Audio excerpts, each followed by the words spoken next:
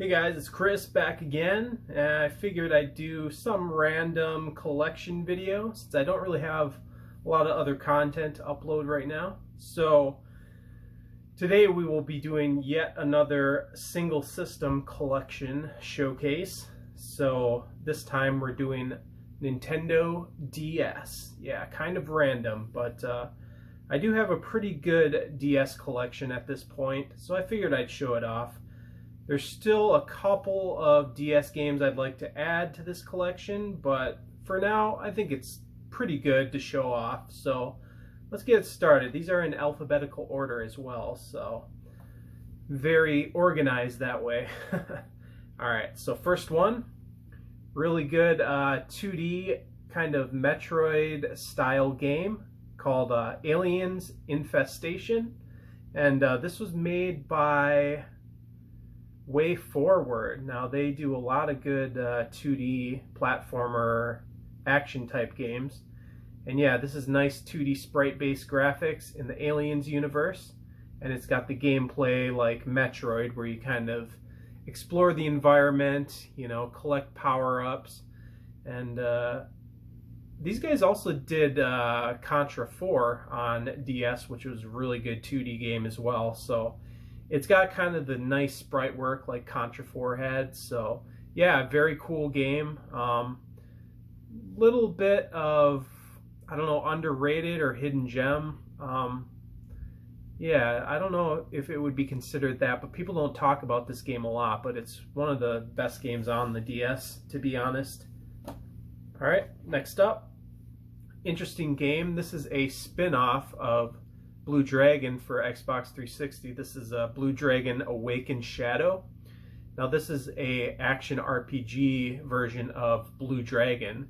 The 360 game was just a straight up turn-based RPG, old school. But yeah, this is, I believe, maybe a few years after the events of the 360 game. And yeah, it's like a top-down action RPG pretty much. I haven't beaten it yet, but it seems cool. Honestly, I haven't beaten Blue Dragon on 360 yet, so that's why I didn't bother playing this one yet, but it looks awesome. That's why I added it to the collection. There's another one, I think is like a tactics style game or strategy game of some sort. I forget what that one's called, but I guess this one shot up in price quite a bit recently. It was super cheap when I bought it. I don't know, it got mediocre reviews, I think, so it wasn't too popular, but now people realize it's a great game, so that's probably why the price went up. All right, now we got some great games. One of the main reasons to own a DS, the Castlevania series. This is Dawn of Sorrow. This is the sequel to Aria of Sorrow on Game Boy Advance. But yeah, another Symphony of the Night style Castle Roid, I guess you would call it. But yeah, this one is in the future, so obviously you're still in Dracula's castle, but very good sprite work in this. Very beautiful art design, great music, everything. I'd say the only downside of this game is the forced touch controls. For when you finish a boss, you have to draw a seal design to like seal the bosses, and it's just a stupid extra step that wasn't needed. But other than that, it's a really good game. Lots of cool upgrades, cool story. I think it's better than Bloodstained, to be honest. All right, and then we got another Castlevania game. This is Castlevania Portrait of Ruin, and unfortunately the art design is kind of shitty. They turned to this like kiddie anime style rather than like the old school kind of Symphony of the Night artist. I forget what the name of the person was, but yeah, this is a decent game though. You finally play as a whip wielder again. Like the other games, you've been playing as a guy with a sword, but this brings back a whip wielder, and then you have like a magician style secondary character as well. But yeah, it's another cool Castlevania, another adventure RPG style one. And this is probably the best Castlevania on DS, of course. Castlevania Order of Ecclesia, I believe you pronounce it. And They brought back the good art style. Once again, the kind of more mature, gritty looking art. And yeah, this one's very good.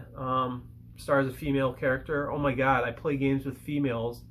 It's almost like guys can enjoy games with females. We just don't need politics inserted along with the females.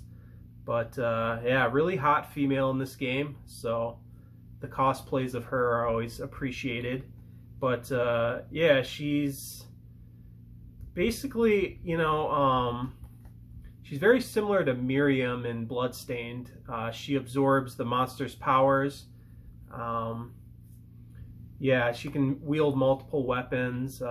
This has more of a stage-based layout to the areas. Like, it's still got a proper castle, but before you get to the castle, which is kind of a spoiler, you play like more singular stages that are kind of more linear, and the difficulty is a little higher in this one.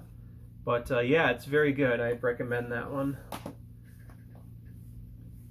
And next up, we got Children of Mana. Now, I believe this is kind of a departure for the Mana series. This is the whole Mana RPG series. I forget what was different about this one. I didn't play it a lot. I think it's like a bit more linear, less exploration based if I remember, but I have not gotten to this one yet. I got to play through the first 3 games. I've got every Mana game though, so I can marathon them whenever I get the time. Oh yes, another great DS release, Chrono Trigger for DS, which is still the definitive version, I would say, other than the fact that you can't play it on a TV. But it's got the best, you know, emulation, porting, whatever you want to call it. No issues with this. The most extras in it. It has all the PS1 cutscenes. I think it has an extra dungeon. It's got quality of life improvements. But yeah, the only downside is you can't play it on a TV. I believe the only other comparable versions are probably the PC version, now that it's been patched several times. But the original PC release was really badly done at first, but I think it's mostly good now. But I believe this one is still better. And, you know, it's the best way to get it on a physical media, other than the SNES version, but this has more extras than the Super Nintendo version. Great game, by the way. Chrono Trigger is a classic. Oh, yes. Now, another great game, which I mentioned earlier, Contra 4. Really well done sequel to Contra. It's unfortunate that the new Contra Rogue Core is not in this style, you know, 2D, straight up 2D action Contra game. Yeah, this one's interesting because you use both screens, so it's got more of a vertical playing field like the old arcade versions of Contra. Those were kind of vertical screened, but yeah, it requires you to pay a bit more attention to both screens because enemies can shoot from the top screen down at you, and you use like a grappling hook to transition screens and stuff. It's pretty interesting. You can kind of see it on the back there, right there, how it's like split. But yeah, there's kind of a reflection. But yeah, very good Contra game. One of the best Contra games ever made, to be honest. Ah, yes. And this is what kind of prompted me to do this DS collection video, because I've been playing Dragon Quest XI Switch Definitive Edition. So I was going back to check out the DS Dragon Quest games. So we got Dragon Quest IV Chapters of the Chosen. Now, this isn't the best version of 4. This US release, if this was the Japanese release, it could be argued the best version, but the US release cut out some features. I think you can't talk to your party members, and I think it was just due to a glitch that they accidentally disabled that function. I've heard that the feature is in this game, but it's disabled for some reason, which is weird, but it's an okay version. But yeah, they kind of fucked this up a bit, so that's a bit unfortunate. But okay, next up, you know what's coming. Dragon Quest V. This one's Hand of the Heavenly Bride. This is considered one of the best Dragon Quest games. I have not beaten it yet, but I need to get to it. As far as Dragon Quest games I've beaten, I've only actually beaten 1 and 2, so I need to get on that. But yeah, this one has been ported many times. It was originally on Super Nintendo, and then it got, I believe, a PS1 version, and then a PS2 version, which was only in Japan. And then we finally got it on the DS release, I believe. Oh no, wait, actually, oh wait, no, I'm thinking of 4. Dragon Quest 4 started on NES. This was a Super Nintendo game originally. But yeah, people consider this one of the best. It's interesting because your character starts young, and the game progresses as he gets older and older. Eventually, he's with his wife and children as the party members, which is kind of interesting. So yeah, I'd like to get to that game eventually.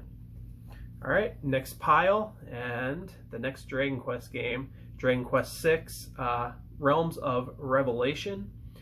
To me, this one was the most impressive on the Super Nintendo, just graphically.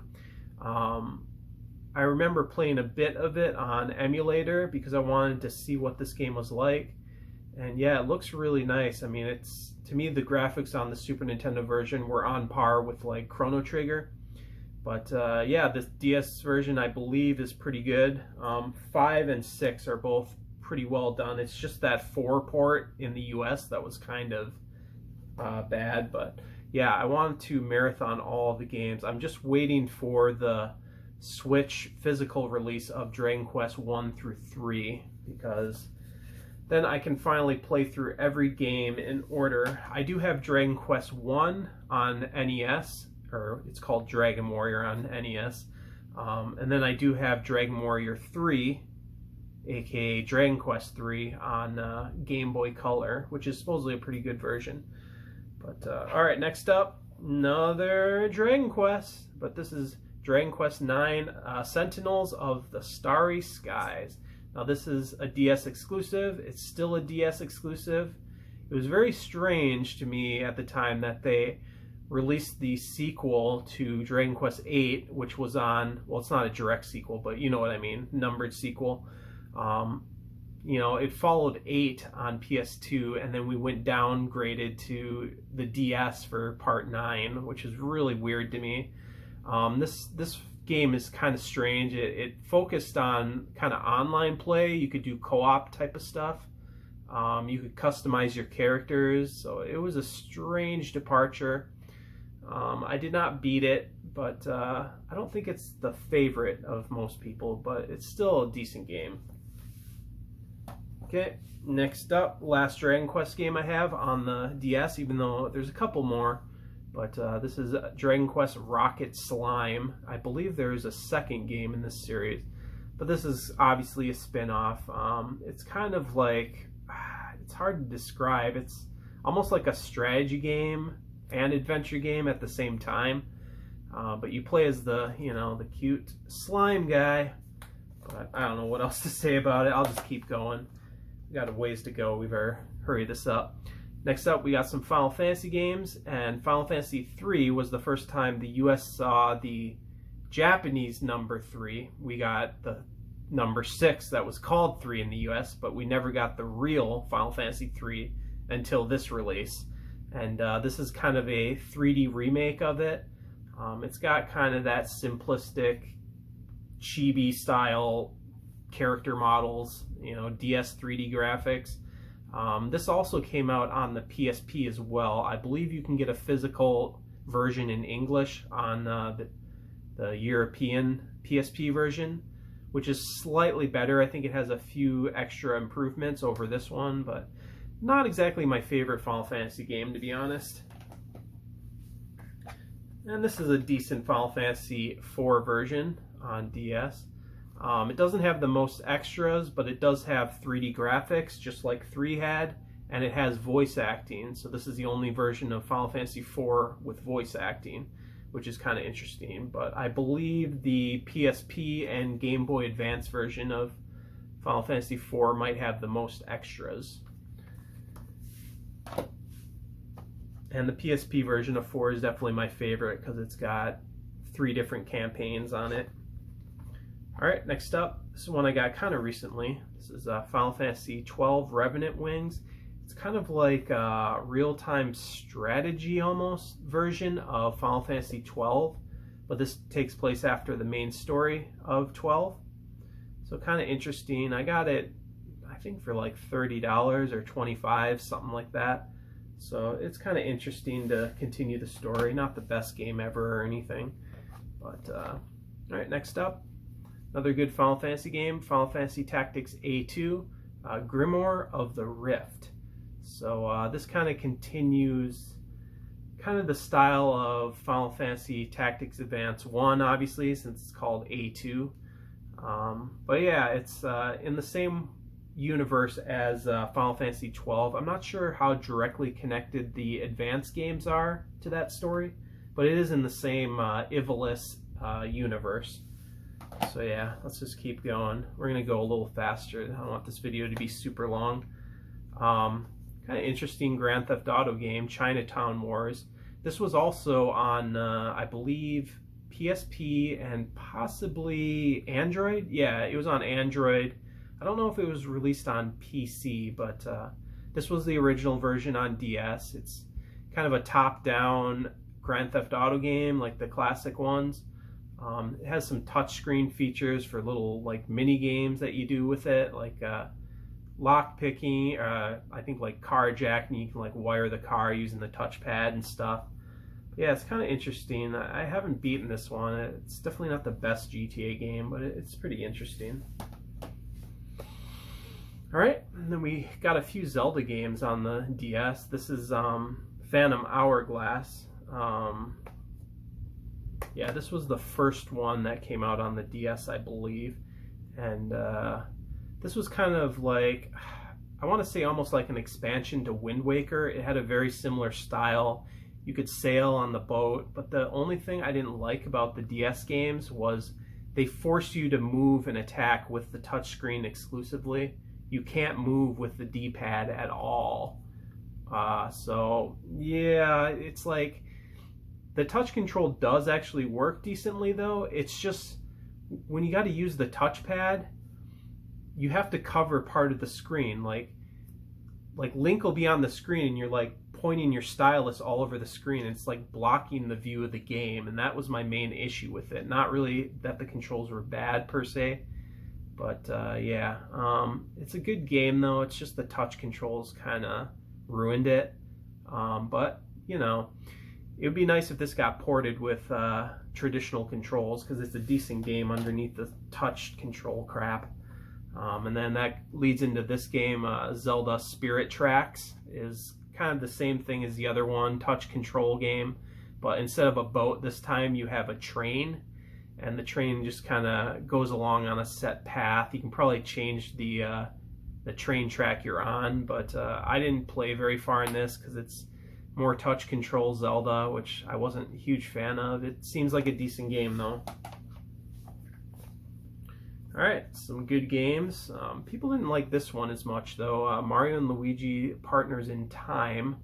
I forget, no, this one didn't get a 3DS remake, but I guess this is a lot of people's least favorite. I have not beaten it, so I'm not sure why exactly. I thought maybe it had something to do with a lot of tutorials or something, but I'm not too sure what the complaints were. But, you know, there's a lot of Mario and Luigi games at this point, so it's kind of a tired franchise, I guess, in some ways. And then we got another one. People like this one a bit more, Mario and Luigi Bowser's Inside Story. And I do actually have the upgraded port of this on 3DS, which is called, like, Plus Bowser's Minions, I believe. But yeah, this is a decent version on the DS, but the 3DS version has some improvements. But yeah, this is still a great version of the Mario and Luigi RPG series. And then some more recent ones that I got. The Mega Man Zero collection. I got this before the new collection was announced for all the new systems. So yeah, there's a Zero collection coming to Switch, I think PS4, Xbox One, and PC. I may get it depending on how good the emulation is, but I will probably wait because I just bought these versions, so I don't want to spend more money on the same game that I just paid for. So yeah, pretty good, you know, Mega Man spin-off. It's Inti Creates made these ones, so they recently did the Gunvolt games, which are kind of Mega Man Zero spiritual successors. And there's a new one, I think it's called Luminous Avenger X or something. So I'm waiting for that one to come out. But yeah, very good series. As long as the new collection is good as far as accuracy and lack of glitches, it should be a good pickup for most people. Which leads me into this, which is Mega Man ZX, which is a continuation. The collection that I just showed you was a collection of the 4 Game Boy Advance games, and this was the first one they made exclusively for the DS, a new entry. And then I also got this one, Mega Man ZX Advent, and this is the last one they released. So all of these games are going to be on that new collection, so hopefully they don't fuck it up. Alright, next up, got a Metroid game, Metroid Prime Hunters. This one was kind of divisive. It was pretty impressive for the DS at the time because it was a first-person adventure shooter, but it wasn't as good as like the GameCube Metroid Prime games. It had a pretty interesting multiplayer mode though. The control was kind of weird. You either use the D-pad and the face buttons to kind of do like a dual analog type of deal, and then the triggers to do everything else, or you could use the touchpad to aim, which I just went for the digital buttons to aim because I don't like using the touch screen to do stuff. So it was okay, but it was held back by the controls, kind of like the Zelda game. All right, next up, a really good game, one of my favorite series for sure, Metal Slug 7. Now, this got a port on PSP as well called Metal Slug XX, which I believe has some extra features, hence the XX, I'm sure. But yeah, it's a pretty good entry, kind of by the books Metal Slug game. The only problem with the DS version is it's single player only, and Metal Slug is known for having really fun multiplayer. So yeah, I believe the PSP version of this added 2-player mode. I might be wrong on that. I'm not sure if XX got ported anywhere else besides PSP though. But yeah, it's still a fun game on DS if you're just planning to play it single player. So yeah, it's kind of interesting. It got this like slip cover, and I believe it's got this like little bonus disc that came with it. I believe it's just a preview of like other games. So that was kind of interesting. Special packaging. But yeah, cool Metal Slug game. Keep moving along here. I'm trying not to make this video too long. Got a new Super Mario Brothers game. This is the first new Super Mario Brothers game. So this is when Nintendo finally returned to the 2D style, which I believe they didn't do a 2D Mario game since, I want to say, Yoshi's Island on Super Nintendo. Yeah, I don't think there was any other one until this. So yeah, this started the series, and it's a very good 2D Mario game. Kind of an interesting Ninja Gaiden spin-off, Ninja Gaiden Dragon Sword. Again, it has the touch-based controls. You kind of use the dual screen type of bullshit, which you can kind of see on the back. But yeah, it's basically like Ninja Gaiden on, it's like 2D pre-rendered backgrounds with 3D character models, kind of like Resident Evil. But yeah, you use the touch controls to do all the typical Ninja Gaiden style moves. And it actually does play a lot like a real Ninja Gaiden game. It's just kind of weird because of the touch controls. But honestly, this was better done touch control wise than the other games I mentioned. So kind of interesting. I forget, I think I got this game really cheap. Nintendogs, the Dachshund edition. I had a Dachshund, or 2 Dachshunds as a kid and teenager, so I picked this version. Obviously I haven't played it much. I'm not really into the pet simulators, But this game was kind of a popular thing at the time, so I was like, okay, I better try it because it's really popular. But yeah, I didn't get into it that much. It's kind of cute, but it's just kind of boring at the same time. All right, next up, very good game, Okami Den on DS. It's basically a sequel to Okami. Very similar gameplay, kind of chibi style characters again, more simplistic DS style 2D graphics.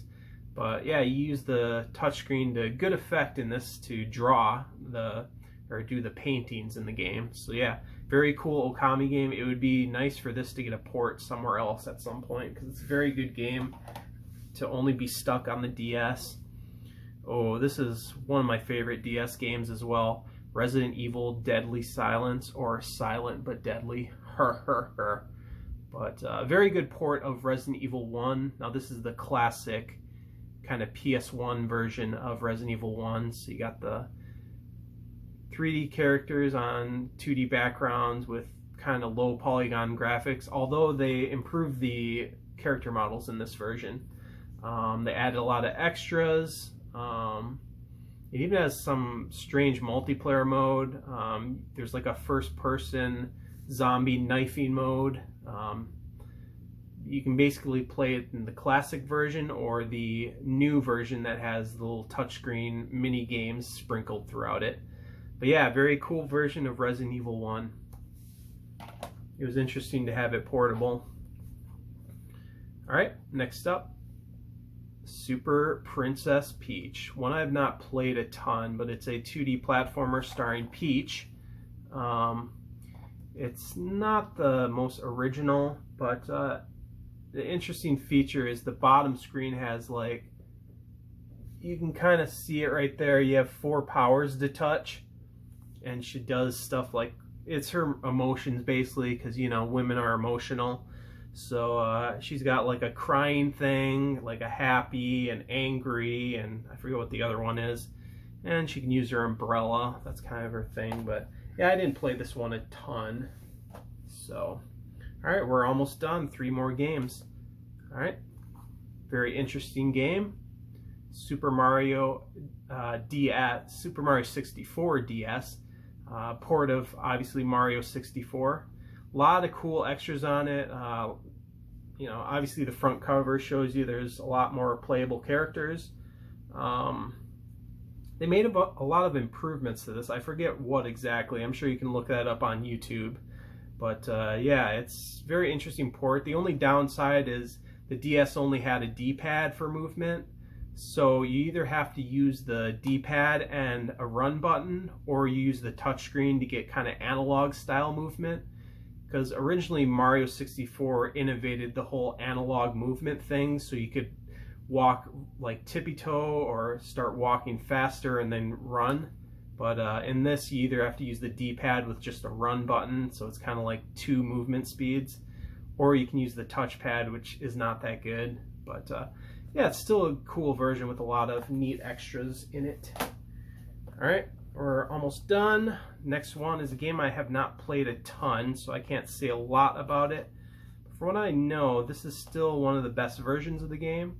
This is The World Ends With You. It's kind of a modern day action RPG, I would say. A lot of touchscreen type of stuff with the combat, but I've not played much of it. But there was a recent port on Switch, which I believe ended up being just kind of the mobile version, which I guess is not as good as this one for some reason. But I'm not sure exactly, because I've not played it enough. Alright, last game, a really cool DS exclusive to end it with, and that is Beautiful Joe Double Trouble. DS exclusive Beautiful Joe game. It's pretty much the same gameplay, but a little bit more simplistic because they can't have as many enemies on screen. But it's still the classic 2D beat 'em up Beautiful Joe type game. It's just, unlike the GameCube and PS2 games, you could have, you know, like 6 or 8 enemies on the screen. In this, it's always like 2 enemies on screen at most. And you can kind of use the touch screen to do different, you know, slow down, speed up powers, stuff like that. So it's a pretty cool version. But yeah, it's unfortunate they didn't make Beautiful Joe 3, because I believe this was kind of leading into a Beautiful Joe 3 happening, but then Clover Studios left Capcom and then went on to make Platinum Games, and that was the end of Beautiful Joe, other than like some Marvel versus Capcom. Actually, he appeared in Tatsunoko versus Capcom first, and then I think he was in the Marvel versus Capcom after that. But anyways, that is my last DS game. Still a couple more. I want to get that Valkyrie Profile spin-off on DS. I forget the name of it, but that's one of the games I still want to get. I think there's a Kirby game or two on the DS that I also would like to get at some point. But anyways, just thought I'd do kind of a filler video for my channel, because I'm not going to have much content on this channel till maybe the end of October, when I'll have a new pickups video. But yeah, I hope you guys enjoyed this regardless, and I will see you next time. Alright, peace out.